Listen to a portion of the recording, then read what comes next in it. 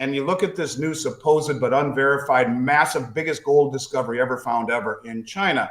Well, what better way for them in a year or two, when this were to happen, to say, yes, we've told you this is all we have, but this gold find, we were able to extract so much gold that, and you mentioned Alistair McLeod. 2 years ago, Alistair said the Chinese had 38,000 metric tons in his estimation, 20 by the state and 18 by the people. What better way to say, actually, we have 45,000 metric tons, not the 26 that we told you, because this gold find, well, God, it was huge. Well, how would we know? How would anyone know? My point to you is simply this. Do not trust what they're saying as it relates to gold, because we're playing the same game. No one knows how much gold we have, if we even have it any longer. And if indeed we are moving to a system that is tied to the stability of gold. AndySchectman, president of Miles Franklin, highlights a crucial point. Official gold reserve figures may significantly understate the actual holdings of major world powers like China. This discrepancy raises questions about China's true gold reserves, given its substantial domestic production. In 2022, China produced 403 tons of gold, with the Wangu goldfield playing a key role. This output solidifies China's position as the world's leading gold producer, contributing around 10% to global production in 2023. China's dominance extends beyond gold mining. It's a global leader in mining technology, particularly in producing precious metals crucial for next-generation batteries and electronics. Furthermore, China spearheads advancements in mining technology, emphasizing carbon emission reduction in the mining process. Schectman suggests a potential return to a gold-backed monetary system, echoing proposals by figures like Judy Shelton. While this system does not advocate a strict return to the classic gold standard, it aims to re-establish trust and stability in the global financial system by anchoring monetary policy to gold. Though historically superseded by fiat currencies, the gold standard remains a foundational concept in monetary history. Its principles continue to inform discussions on monetary policy, currency stability, and inflation control. While modern economies operate on fiat systems, understanding the strengths and limitations of the gold standard is crucial for navigating today's complex financial landscape. Gold continues to shine as a trusted store of value, and its presence in a central bank's reserves often signals the health of a nation's economy. Before we dive deep into this video, make sure to subscribe to our channel and hit the bell icon so you never miss any of our updates.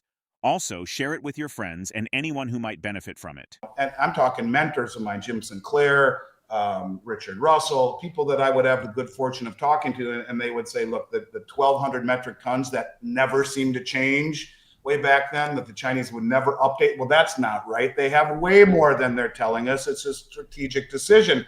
And now they're at 2,300 metric tons. So in all of the, or 24, whatever it is, all those years, they've only added 800 metric tons. That's silly.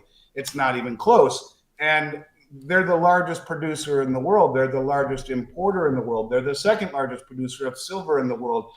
They are a net importer, used to be a net exporter. They're buying doré, they're buying concentrate. The countries that they are striking deals with on the Belt Road are all massively resource rich and underdeveloped. But when these countries buy, for example, through a sovereign wealth fund, that's not reported to the IMF. The doré and the concentrate is not 995 pure or 999 pure. That's not reported to the IMF. When the People's Liberation Army buys, and they probably have as much or more than the PBOC, that's not reported to the IMF. And so, you know, why would they be forthright and open about the amount of gold that they have when we aren't? And not only that, when you look at the fact that the BIS reclassified gold as the world's only other tier one reserve asset, and you see all of the central banks accumulated, including those in Europe, and when they saw what happened to the Bundesbank, give us back our gold, well, it only takes 5, 6, 7 years to get it back.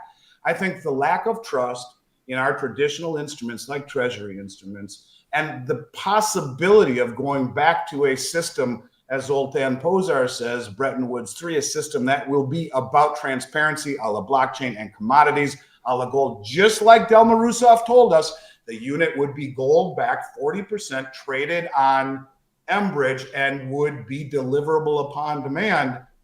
Well, it just makes sense that the central banks understand this. Look, you could talk about the rise of cryptocurrencies and Bitcoin, and that could be a strategic asset. Sure, but it ain't going to back a currency system and has too much volatility. Gold, on the other hand, would be the perfect backing. Even Kristalina Georgieva, the head of the The IMF said a central bank digital currency not pegged to something is fiat. Well, what else are they going to peg it to but what the BIS said is the only other tier one asset? And you go back to the beginning of 23, the report that came out of the IMF saying gold as an international reserve currency, comma, a barbarous relic, no more, question mark. You put all of the things together, even look at the European central banks in your neck of the woods. All of them have been accumulating gold, and look at the way that the gold relation to their GDP is level across the entire European Union. It's if they're all preparing for some form of a gold revaluation, some form of a new system tied to gold. So these countries, it would be in their best interest to not say, this is how much we have. And I find it, there's a fine line between conspiracy and reality, Kai. And you look at this new supposed but unverified massive biggest gold discovery ever found ever in China. Well, what better way for them in a year or two when this were to happen to say, yes, we've told you this is all we have, but this gold find, we were able to extract so much gold that, and you mentioned Alistair McLeod. 2 years ago, Alistair said the Chinese had 38,000 metric tons in his estimation, 20 by the state and 18 by the people. What better way to say, actually, we have 45,000 metric tons, not the 26 that we told you, because this gold find, well, it was huge. Well, how would we know? How would anyone know? My point to you is simply this. Do not trust what they're saying as it relates to gold, because we're playing the same game. No one knows how much gold we have, if we even have it any longer. And if indeed we are moving to a system that is tied to the stability of gold, as Judy Shelton says, is the only way to reestablish trust. Now, hers is not quite the gold standard as it once was, the classic gold standard, but tying a 50-year treasury to gold, which would be the first pathway to reestablishing trust with the United States monetary policy. U.S. consumer spending increased in November, driven by strong demand across various sectors, highlighting the economy's resilience. This robust economic performance has led the Federal Reserve to project fewer interest rate cuts in 2025 than previously anticipated. Encouragingly, inflation showed signs of moderation in November. While the annual increase in core inflation remained above the Fed's 2% target, the monthly rise in underlying inflation was the smallest in 6 months. Fed Chair Jerome Powell described the economy as remarkable and emphasized the desire to maintain its positive trajectory. The Fed recently cut its benchmark interest rate by 25 basis points, but its revised projections indicate a more cautious approach to future rate reductions due to persistent inflation. Despite the Fed's 2% inflation target, AndySchectman argues that zero inflation would be a more desirable goal. Let's get back to the video. The inflation numbers came back at an annual rate of about 3.4% recently, and we can debate all day long the CPI. Did I say that? I mean the CPI. From the BS, I mean the BLS. So the point of it is that the numbers that come out in both unemployment and inflation are a complete and total lie. But let's just take that 3.4% at face value. They strive for a 2% inflation rate, and that was one of the questions I asked Judy Shelton. Who the hell came up with that number and why? Because wouldn't zero inflation be a higher standard of living than 2% inflation? In 10 years, that's 20%. My father told me, as a side note, when he graduated college in 1963, that his first job was $6,500 a year, and he and my mother could live comfortably on $6,500 a year. The first Corvette he bought in the mid-70s was $6,000 for a brand new 1973 Stingray Corvette. Now they're $120,000. Point of it is that they're 65% away from where they want to be, their target rate. And they are now pouring gasoline on the fire by lowering the federal funds rate again yesterday by 25 basis points. So they've lowered it by 100 basis points over the last 3 meetings. What's the 10-year Treasury doing? Well, that's going the other way, saying, no. We aren't holding anything of any duration if you're going to inflate, because here we are 65% away from their target rate, lowering rates, rekindling inflation.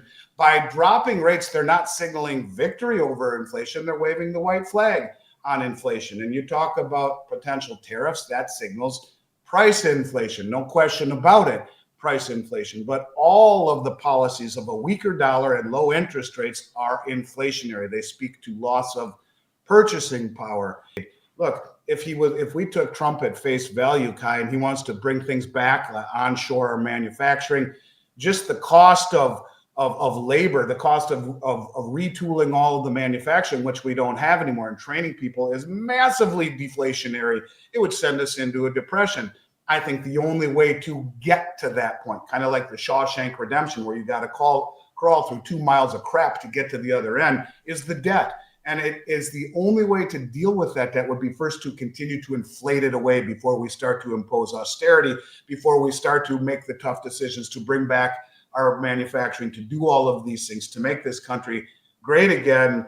As Trump talks about, you have to deal with the debt. You have to deal with the realization that if we did all of those things, it would create a depression just like that. And so I think they will continue to inflate away the debt. They will continue to use inflation. And at some point, maybe he comes back after 6-8 months and says, look, we've done our part. We've slashed $2 trillion from the budget, which would still leave, by the way, even with Doge's aspirations, over $1 trillion deficit. So he comes in at almost a $37 trillion debt and leaves with a 41 or 2. It doesn't solve the problem. And he'd say, look, this is a much bigger problem, and it's our patriotic duty. We've made government much smaller. We're going to continue to fight the good fight. But in order to make this country great again and bring back our manufacturing and make this country the engine of growth, we have to all suffer and we have to all pay. And maybe his cabinet can bring this country a little closer together in terms of unity, where it's not just focused on Trump, but his cabinet, who I think is fantastic on many levels and could inspire confidence. Look, no matter what we say, I am thrilled that he's in office, because we have become so ununified, and we have lived through bizarro world, through all of the craziness. And I don't have to rehash all of the craziness we've seen over the last several years. As global economic dynamics evolve, the interplay between monetary policy, inflation targets, and precious metal reserves remains crucial. The potential underreporting of national gold holdings adds complexity to understanding the true state of global financial power. The robust consumer spending patterns, alongside moderating inflation, present an interesting backdrop for monetary policy decisions.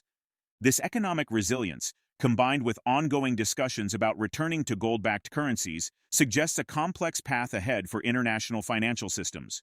These developments raise important considerations about transparency in national reserves and the future role of precious metals in global finance.